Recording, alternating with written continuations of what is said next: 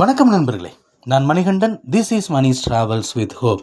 இது மாதிரி தொடர்ந்து பல வீடியோக்கள் வரப்போது. அதுக்கு நீங்கள் செய்ய வேண்டியது எல்லாம் நம்ம சேனலை சப்ஸ்கிரைப் பண்ணி ஆதரவு கொடுக்க வேண்டியது மட்டும்தான். இன்றைக்கி இந்த வீடியோவில் ஒரு முக்கியமான தகவலை பார்க்க போகிறோம். வருகிற 26ஆம் தேதி முதல் ஒரு ரயிலின் நேரம் மாற்றப்பட இருக்கிறது. ஆமாம், அந்த ரயிலில் நேரம் ஃபுல்லாக மாற்றப்படுறது இல்லை, குறிப்பிட்ட ஸ்டேஷன்களில் மட்டும்தான் மாற்றப்படுகிறது. ட்ரெயின் நம்பர் 16525 அப்படிங்கிற நம்பரில் ஒவ்வொரு நாளுமே கன்னியாகுமரியிலிருந்து காலையில் 10:10 மணிக்கு புறப்பட்டு மறுநாள் காலையில் பெங்களூர் வரைக்கும் செல்லக்கூடிய இந்த ரயிலானது நேர மாற்றத்திற்கு உட்பட்டிருக்கிறது. கன்னியாகுமரியிலிருந்து திருப்பத்தூர் வரைக்கும் எந்த நேர மாற்றமும் கிடையாது. ஆனால் அதுக்கு அடுத்து இருக்கக்கூடிய குப்பத்துக்கு இதுக்கு முன்னாடி 3:54 அதிகாலை வந்துட்டு இருந்த ட்ரெயின் 26ஆம் தேதியிலிருந்து 4:28க்கு தான் வரும். பங்காரப்பேட்டுக்கு காலையில் 4:19க்கு வந்துட்டு இருந்த ட்ரெயின் 5:07க்கு வரும். கிருஷ்ணராஜபுரத்துக்கு 5:07க்கு வந்துட்டு இருந்த ட்ரெயின் 6:10 மணிக்கு தான் வரும்.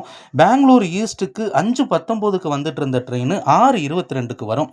பெங்களூர் கண்டோன்மெண்ட்டுக்கு இது வரைக்கும் 5:27க்கு வந்துட்டு இருந்த ட்ரெயின் 6:29க்கு தான் வரும். ஏன் இந்த ஸ்டேஷன்லலாம் இந்த மாற்றங்கள் கொடுத்துருக்காங்க அப்படின்னா, ஸ்லாக்கிங் டைம் அப்படிங்கிறது அதிகமாக இருந்தது.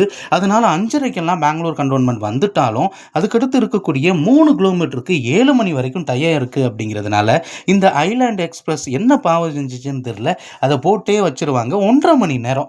இப்போ பெங்களூர் கண்டோன்மெண்ட், பெங்களூர் ஈஸ்ட் இந்த பக்கம் இறங்குறவங்களுக்கு பிரச்சனை கிடையாது. ஆனால் பெங்களூர் போய் சேர்றவங்களுக்கு விடிஞ்சே போகிறோம் அப்படிங்கிற மாதிரியான ஒரு சூழ்நிலை தான். 1.5 மணி நேரம் சும்மாவே உட்காந்துருக்கூடிய ஒரு நிலை அப்படிங்கிறது இருந்தது. இப்போது நேர மாற்றம் அப்படிங்கிறதுனால ஒரு அரை மணி நேரம் தான் ஸ்லாக்கிங் டைம் அப்படிங்கிறது இருக்கிறது. அதனால பெரும்பாலும் 7 மணிக்குள்ள போயிடுது.